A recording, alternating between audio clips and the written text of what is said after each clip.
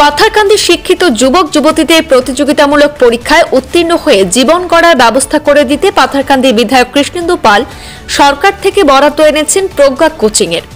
লোকসভা ভোটের অধিসূচনা জারির আগেই বিধায়ক কৃষ্ণেন্দু পালের হাত ধরে দ্বিতীয়বারের মতো প্রজ্ঞা কোচিং এর সূচনা হলো পাথারকান্দিতে।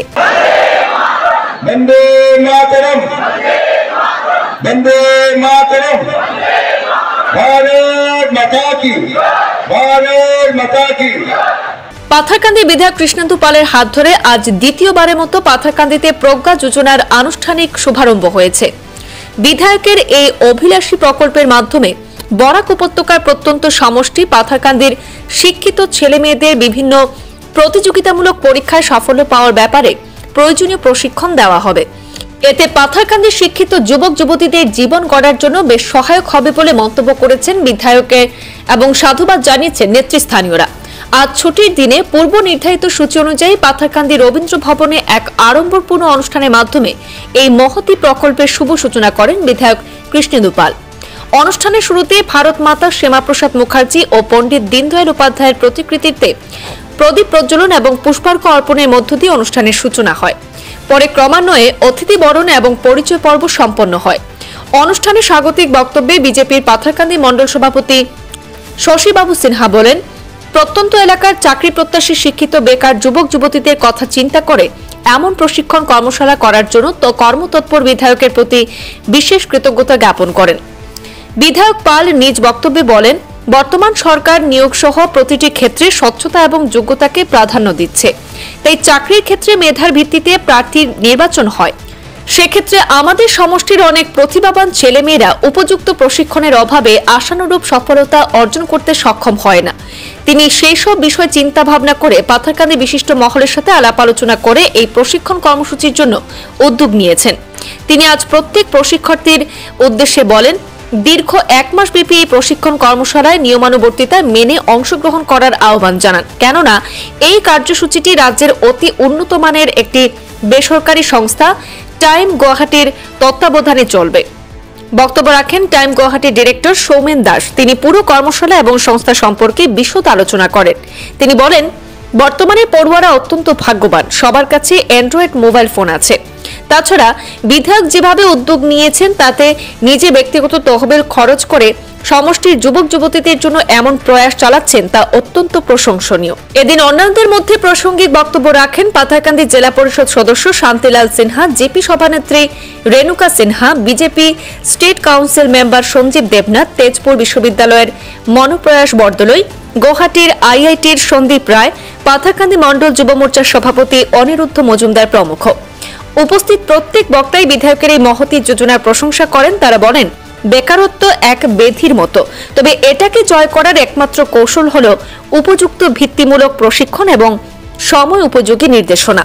অন্যান্যদের মধ্যে এদিন উপস্থিত ছিলেন যুব মোর্চার সম্পাদক পিনাক দাস, সঞ্জয় সিনহা, সুশান্ত সিনহা, সজল পাল, অমিত সিনহা, শঙ্কর দেবনাথ, সুদীপ চক্রবর্তী প্রমুখ।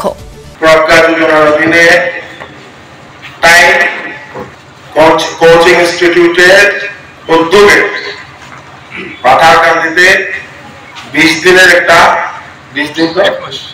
1 মাসের একটা কোচিং করার ব্যবস্থা করা হয়েছে যুব মোর্চার পাথারকান্দির উদ্যোগে। তাই বিশেষ করে মঞ্চে উপবিষ্ট আমার সৌমেন দাস, যিনি আসামের এই টাইম যে কোচিং সংস্থা তার মেন্টর, মঞ্চ উপবিষ্ট মনোপ্রয়াস বরদলৈ, যিনি এখানে আমাদেরকে এই কোচিং এ নেতৃত্ব দিবেন, সঙ্গে সন্দীপ রায়, বিটেক আইআইটি গুয়াহাটি, মঞ্চ উপস্থিত মন্ডল সভাপতি শশীবাবু সিনহা, সঞ্জীব দেবনাথ, আমাদের সব থেকে বরিষ্ঠ পাথারকান্দি ভারতীয় জনতা পার্টির নেতা শান্তিলাল সিনহা, এই এলাকার জেলা পরিষদ ছিলেন, আমাদের রেণুকা সিনহা মহোদয়া, যিনি এইজিপি পাথারকান্দির সভানেত্রী ছিলেন, মহিলা মোর্চার সভানেত্রী মুক্তি পাল মহোদয়া, আর আঞ্চলিক পঞ্চায়েত হাই স্কুলের প্রধান শিক্ষক বিশ্বজিৎ সিনহা তথা আমাদের সবার প্রিয় নবদা এবং উপস্থিত সাংবাদিক বন্ধুরা এবং আমার এই এলাকা পাথারকান্দি কনস্টিটিউয়েন্সির সব যুবক ভাই ও বোনেরা, সর্বপ্রথমে টাইমের ফ্যাকাল্টিকে সব থেকে বেশি আমরা স্বাগতম, সুস্বাগতম এবং ওনাদের জন্য একটা জুড়ে করতালি। আমরা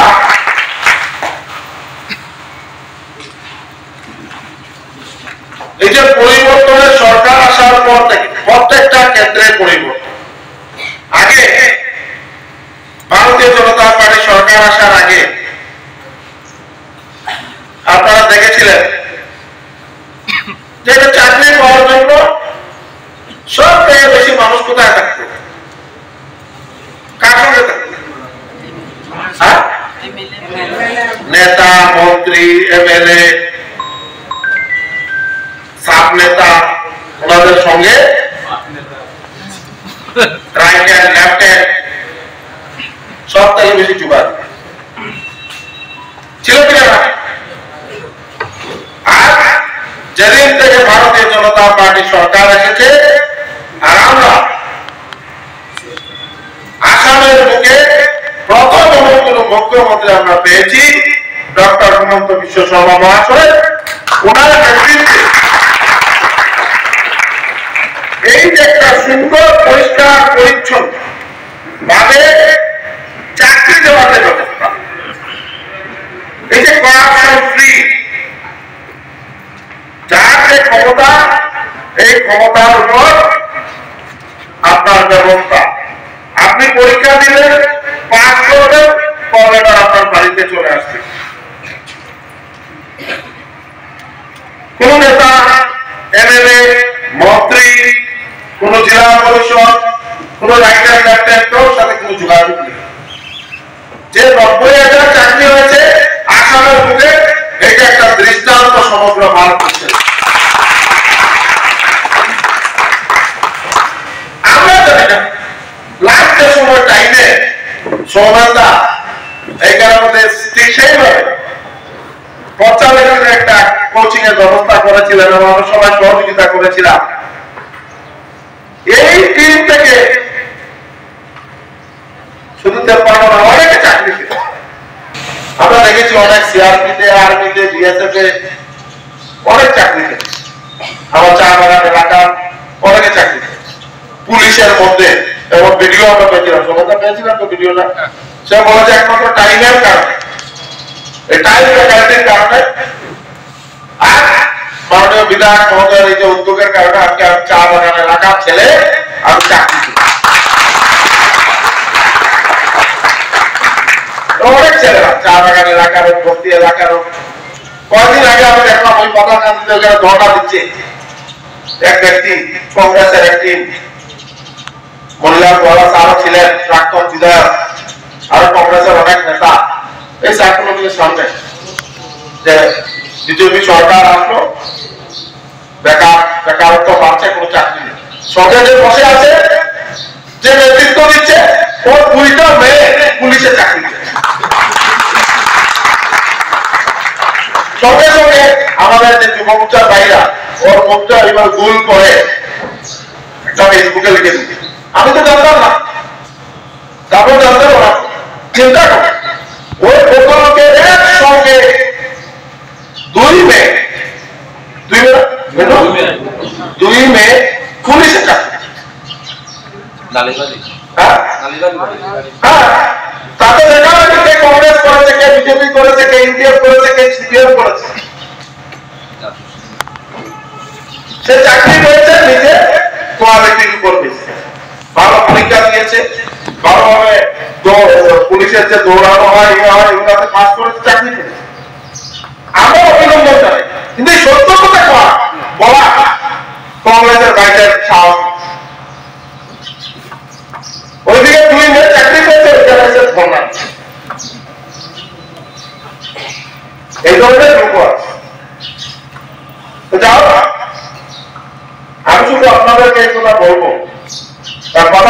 থেকে কত লিখতে হয়েছিল কত 390 আরো যদি কেউ সুযোগ পায় এখনো সময় আছে অনলাইন ও অফলাইন আপনারা পাতাকান্দিতে আরো বেশি মানে কাল থেকে তো শুরু হয়ে যাবে কাল থেকে শুরু হলে যারা যারা আছেন সবাইকে বলবেন এসে এই এক মাস যদি মন দিয়ে ভালো করে পড়াশোনা করেন অধ্যয়ন করেন তা আমার দৃঢ় বিশ্বাস সবাই কোনো না কোনো দিকে আপনারা জব পেয়ে যাবেন শুধু মন দিয়ে পড়তে হবে আজকে নবদা বলছেন যে শিক্ষা নিয়ে কিছু বলুন আমি যেদিন বিধায়ক হয়েছিলাম ওই দিন এমন ব্যবস্থা ছিল শিক্ষা ক্ষেত্রে যে পাতাকান্দিতে এলপিএম স্কুল ছিল শিক্ষক ছিল না zero teacher school zero teacher মানে চিন্তা করা যায় স্কুল ছিল শিক্ষক নেই ছাত্র আছে আর তারপর যারা এখানে আসেন শিক্ষকরা ওনারা আবার অ্যাটাচমেন্টে চলে যান কেউ করিমগঞ্জ কেউ বাইরে কেউ উইলপুর এদের এলপিএমই এই অবস্থা আছে হাই স্কুলের অবস্থা এখনো একটা স্কুল আছে বালিপিটা হাই স্কুল এখনো ভালো করে আমরা পরিবেশ তৈরি করতে পারিনি অনেক চেষ্টা করি কলেজের কথা তো অনেক দূর পাতাকান্দিতে কলেজ ছিল পাতাকান্দি কলেজ আর স্বামী বিবেকানন্দ মাত্র 4 জন শিক্ষক ছিলেন রেগুলার টিচার পাতাকান্দি আর স্বামী বিবেকানন্দ সায়েন্স কমার্স এগুলো তো দূরেরই কথা আর্টসের কথা তার এই কথাগুলো আমরা তখন শিক্ষা হবে আজকে আমাদের মাননীয় মুখ্যমন্ত্রী মহোদয়কে এই কথাগুলো বললাম উনি সঙ্গে সঙ্গে পাতাকান্দির জন্য একটা কলেজ এবং এই পাতাকান্দি কলেজ স্বামী বিবেকানন্দ কলেজে আরো শিক্ষক রেগুলারাইজ করে দেওয়া হলো সঙ্গে সায়েন্স স্ট্রিম জুড়ে দেওয়া হলো মডেল আদর্শ বিদ্যালয় এবং বৈঠাগাঁও হায়ার সেকেন্ডারি সায়েন্স করে দেওয়া হলো চা বাগান এলাকায় 5টা মডেল স্কুল এর মধ্যে 3টা অলরেডি 2 বছর ধরে চলছে 2টার উপর এখন কাজ শুরু হবে বাজারে ছড়া একটা মডেল কলেজের কাজ চলছে যেটা আগামী বছর থেকে ওইটা স্টার্ট এই ছিল শিক্ষা ব্যবস্থা এই কারণে যদি কেউ সায়েন্স নিয়ে পড়ে যেমন এটার মধ্যে আছেন আমরা বিটেক করেছেন ইঞ্জিনিয়ারিং করেছেন তো নিশ্চয় সায়েন্স নিয়ে পড়তে হবে ফিজিক্স কেমিস্ট্রি ম্যাথমেটিক্স বায়োলজি হওয়ার হবে ইঞ্জিনিয়ারিং তো পড়েছেন তো একটা সায়েন্স কলেজ ছিল সায়েন্স নিয়ে পড়েছেন পাতাকান্দির কোন ছাত্রছাত্রীরা স্বাধীনতার 70 বছর যদি কেউ ডক্টর ইঞ্জিনিয়ার হওয়ার জন্য কোন চিন্তাধারা থাকে ভালো রেজাল্ট করার পরে পড়ার সুযোগ ছিল যাদের পয়সা ছিল ওনারা করিমগঞ্জ নাহলে শিলচর নাহলে গুয়াহাটি ঘর ভাড়া করে ছেলে মেয়েদেরকে সায়েন্স নিয়ে পড়ান